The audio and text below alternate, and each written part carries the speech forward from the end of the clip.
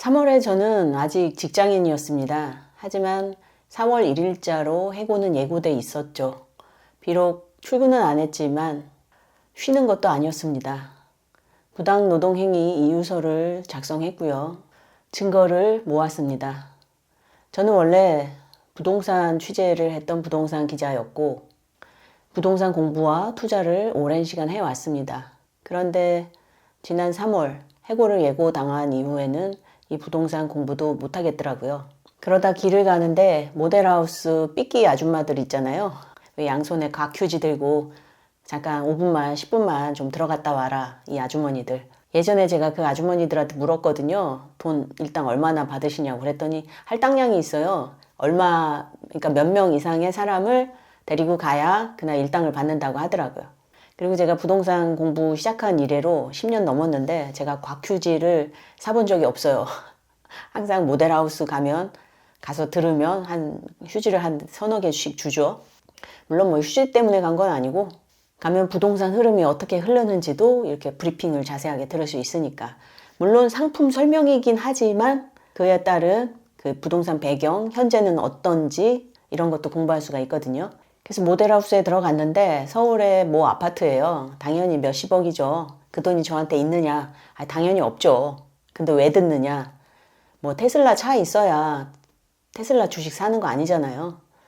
실물 흐름을 파악하기 위해서 들어갔습니다. 그리고 집에만 있으면 더 자포자기 할 것 같은 마음도 들고, 그래서 부동산에 들어가서 30분 정도 이야기를 들었죠. 그 자체가 저한테는 힐링이었고, 그렇게 집에 돌아와서 또다시 부당노동 행위 이유서를 작성하다 보니까 또 머리가 쥐가 날 것 같은 거예요. 너무나도 방대한 증거들이 넘치다 보니까 이걸 어떻게 구성해야 될지 머리가 아프더라고요. 그래서 산과 강과 절에 다니면서 머리를 좀 식혔습니다. 계속 부당해고 관련 이유서를 써야 되니까 심장이 막 나대는 거예요. 그동안 억울하게 당했던 일들이 막 활화산처럼 막 분출이 되니까 저도 제 감정을 어떻게 하지 못하겠더라고요. 가서 종교의 위대함에 기대기도 했고요. 자연이 주는 그 안락함 그리고 아름다움, 거기서 많은 위안을 받았습니다.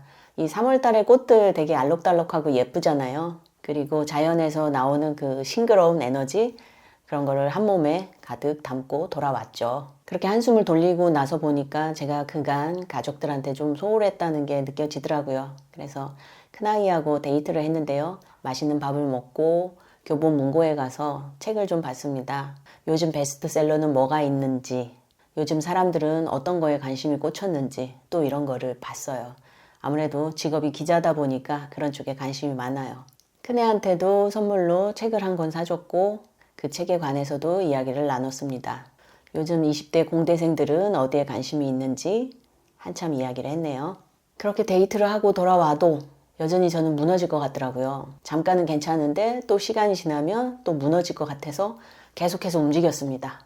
평상시에도 헬스장을 다녔는데 3월 달에는 헬스장에서 더 오래 있었어요. 2시간에서 2시간 반씩 있었어요. 저 같은 사람이 헬스장에 많으면 헬스장 사장님 안 되죠.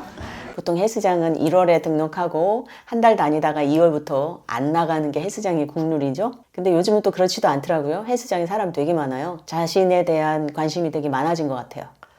운동과 함께 지독할 정도로 먹는 거에 집착을 했는데요. 뭐 치킨, 피자 이런 거에 집착을 했다는 게 아니라 그동안 직장 생활을 하면 아무래도 외식을 많이 하잖아요. 그 외식에서 탈피해서 집밥 위주로 가다 보니까 건강에 좋은 야채, 단백질 이런 거 위주로 챙겨 먹었어요. 저속노화, 작년에 한참 유행이었었죠. 저속노화에 병적일 정도로 집착을 해서 그 레시피에 따라서 실천을 해서 먹었습니다. 지금까지 쭉 실천해 오고 있다면 좀 더 날씬해졌을 텐데 3월달 이후로 또 망가졌어요. 운동도 하고 몸에 좋은 것도 챙겨 먹고 가족들과 시간도 보내고 산과 들과 공원으로 또 나가서 햇볕도 좀 쬐고 기도도 하고 그러면서 부당노동행위 이유서를 계속해서 써 내려갔습니다.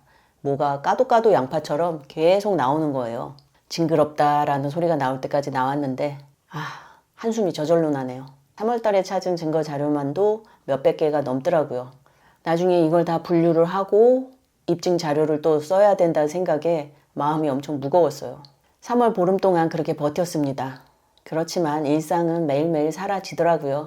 해고를 당했어도 제 일상은 계속해서 갔어야 됐고, 이런 생각이 들었습니다. 직장을 잃을 수는 있지만 그걸로 인해서 제 인생이 무너지지는 않는다.